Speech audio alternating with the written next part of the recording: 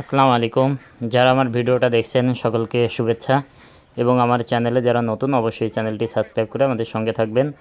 আজকে আমরা দেখাবো কচু ক্ষেতের A to Z লাগানো থেকে শুরু করে কচুর জীবন শেষ পর্যন্ত কোন প্রক্রিয়ায় আমরা চাষ করে থাকি। এটা হচ্ছে আমরা জমিতে এখন এই চারাগুলো গাড়ছি। এই যে আমাদের দেখুন চারাগুলো কীভাবে গাড়তে হয় সারিবদ্ধভাবে লাইন দিয়ে। আমরা লাইন থেকে লাইনের দূরত্ব দেই 26 ইঞ্চি এবং চারার থেকে চারার দূরত্ব দেই 16 ইঞ্চি। এভাবে আমাদের প্রতি শতাংশে আমরা 150 পিস চারা লাগাই। এখন আপনারা কম বেশি করে লাগাতে পারেন। এভাবে করে আমরা চারা লাগানোর পরে যখন গাছের বয়স 10 থেকে 12 দিন হয় তখন হচ্ছে আমরা প্রথমে সার প্রয়োগ করি। আর এই সময় হচ্ছে আপনারা কিছু ইউরিয়া সারের সাথে আপনারা হিউমিক অ্যাসিড এবং রোটন এই দুইটা সার ব্যবহার করবেন। এই দুইটা সার দিলে জমিতে দ্রুত শিকড় আসে এবং গাছগুলো দ্রুত বৃদ্ধি পায়। এভাবে করে আপনারা শিডিউল মেনটেন করে আপনারা সার ব্যবস্থাপনা করবেন এবং গাছের বয়স যখন 25 থেকে 30 দিন হবে তখন কিছু ইউরিয়া এবং ফসফেট দিবেন এবং গাছের বয়স যখন 45 দিন হবে তখন লতি চলে আসবে, তখন ইউরিয়ার সাথে আপনারা প্রতি বিঘায় 2 কেজি করে আপনারা জিঙ্ক গ্রোজিন অথবা যে কোনো জিঙ্ক দিলেই হবে। এটা হচ্ছে দস্তা, এটা আপনারা প্রয়োগ করবেন। আর এটা প্রয়োগ করার পরে আপনার জমিতে এরকমের লতি আসবে। আর এরকমের লতি আসলে পরা আপনি তখন এই লতিগুলো কাটতে পারবেন। আর এরকমের লতি আপনার 2 থেকে 2.5 মাসের মধ্যে আপনার জমিতে চলে আসবে। আর যখন 4 থেকে 5 বার আপনি লতি কাটবেন তখন কাঠগুলো এরকম উঁচু হয়ে যাবে। তখন উঁচু হয়ে যাওয়ার পরে তখন দেখবেন যে লতির প্রোডাকশন একেবারেই কমে গেছে। তখন আপনার করণীয় জমিতে কাদা বানিয়ে এভাবে গাছের গোড়াগুলো সুন্দরভাবে এভাবে ঢেকে দিবেন, যাতে গাছের আগে যেরকমের শক্তি ছিল ঠিক পুনরায় সেভাবে শক্তি হবে এবং কিছুদিন পরে দেখবেন গাছের গোড়া থেকে এরকমের মোটা লতি বের হচ্ছে। এই প্রক্রিয়াগুলো আপনারা মেনটেন বা ফলো যদি করেন ইনশাল্লাহ আপনি কচু খেতে লাভবান করতে পারবেন। তাই এই জন্য আপনাদের উচিত কচু খেতে কখন কিভাবে পরিচর্যা করতে হবে A to Z আগে শিখে নেবেন। গাছের গোড়া দেখেন আমরা বেঁধে দিয়েছি, বেঁধে দেওয়ার পরে মেডিসিন মারার পরে আমাদের গাছের গোড়া থেকে কি পরিমাণ লতি বের হয়েছে এটা একটু আপনারা দেখুন। সুতরাং আপনারা যারা লতি চাষ করবেন অবশ্যই আপনারা কখন কিভাবে কি করতে হবে এই জিনিসগুলো যদি ফলো করেন তাহলে অবশ্যই এরকমের লতি আপনার খেতে আসবে।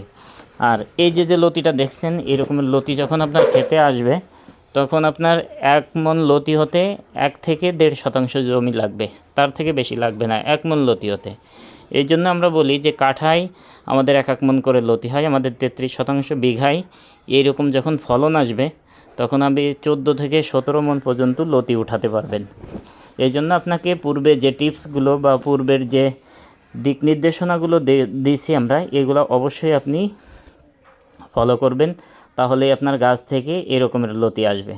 অনেকেই বলেন যে ভাই এগুলা কি আইডিয়া নাকি, দেখেন আপনারা আপনাদেরকে সচক্ষে আমরা ধরে দেখালাম যে আমাদের গাছে যে পরিমাণ লতি হয়েছে আসলেই কল্পনার বাইরে। এই জন্য আপনারা আমাদের এই জাতটা নিয়েই চাষ করবেন। ইনশাল্লাহ এই জাত নিয়ে চাষ করলে আপনি 100% লাভবান হবেন, আমি গ্যারান্টি দিতে পারি। সুতরাং আপনারা যদি চারা সংগ্রহ করতে চান অবশ্যই আমাদের থেকে চারা সংগ্রহ করতে পারেন। আর এই জাতটা হচ্ছে লতিরাজ বাড়ি 1, যেটা যশোরের লতিরাজ। দেখুন আমাদের লতির কালারগুলো, যেটা দেখলে আপনি পাগল হয়ে যাবেন, মাথা নষ্ট করা কালার আমাদের লতিতে। এটা যেমন লম্বা হয় তেমন মোটা হয়। সুতরাং আপনারা যদি এই জাতটা এখন চাষ করতে চান অবশ্যই স্ক্রিনে দেওয়া নাম্বারে আপনারা যোগাযোগ করবেন আমাদের সাথে। আমরা ইনশাল্লাহ আপনাদেরকে এই চারাগুলো কুরিয়ারের মাধ্যমে পাঠিয়ে দিব। আর একটা বিষয় হচ্ছে যে আপনি যখন কোনো ক্ষেত করবেন অবশ্যই ভালো বীজ বা ভালো চারা এটা সংগ্রহ করবেন। এটা সংগ্রহ করলে আপনার ক্ষেতটা যে ভালো হবে এর 90% এখানেই আপনি সফলতা আসবে যদি আপনি ভালো চারাটা সংগ্রহ করেন। অনেকেই জিজ্ঞেস করেন যে ভাই লতি শেষে আপনাদের এই গাছগুলো কত বড় হয়। এই যে দেখুন আমাদের এই গাছগুলো 6 ফিটের উপরে লম্বা আছে, এই যে এই গাছগুলো। আর আমাদের এই কাঠগুলো এত বড় হয়, এই যে দেখুন কত বড় কাঠ। এর একটা কচু আপনি প্রায় 10 কেজি ওয়েট হবে একটা কচু। এই কচুগুলো আপনি বাজারে অনায়াসে 20 থেকে 30 টাকা পর্যন্ত বিক্রি করতে পারবেন। এই কচুগুলো এত বড় হয়। সুতরাং অনেকেই জিজ্ঞেস করেন যে ভাই আপনাদের কচুতে কি শুধু লতি হয় নাকি কচু হয়, আপনাদের কচুতে কি শুধু লতি হয় নাকি কাঠও হয়। এটা আপনাদেরকে আমরা দেখাচ্ছি যে আমাদের এই গাছগুলো অনেক বড় হয়, যে কাঠগুলো আপনাদের বাজারের চাহিদা অনুযায়ী আপনারা বিক্রি করতে পারবেন। আর এই যে আমরা দেখাচ্ছি, এটা হচ্ছে অনেকেই বলেন যে ভাই আপনারা কীরকম চারা লাগান। এই যে আমরা গোড়া কেটে চারা লাগাই, আর গোড়া কেটে যখন চারা লাগাই সে গোড়া কাটা অবস্থায় 1 বছর পর্যন্ত থাকে। এই জন্য যদি কেউ আপনাকে বলে গোড়া কাটা চারা নষ্ট হয়, এটা হলো ভুল ধারণা। এই যে আপনাদেরকে সচক্ষে দেখালাম, সুতরাং আপনার যেটা চোখে দেখবেন ওইটা বিশ্বাস করবেন। আর যখন আমরা কচুগুলো আমরা নিজেরা লাগাই তখন এই কচুর মাথাটা কেটে লাগাই, কারণ এই মাথাটা কেটে লাগালে দ্রুত ফলন আসে। আর এই মাথা কাউকে দেওয়া সম্ভব হয় না, কারণ এত মাথা আমরা পাবো কই।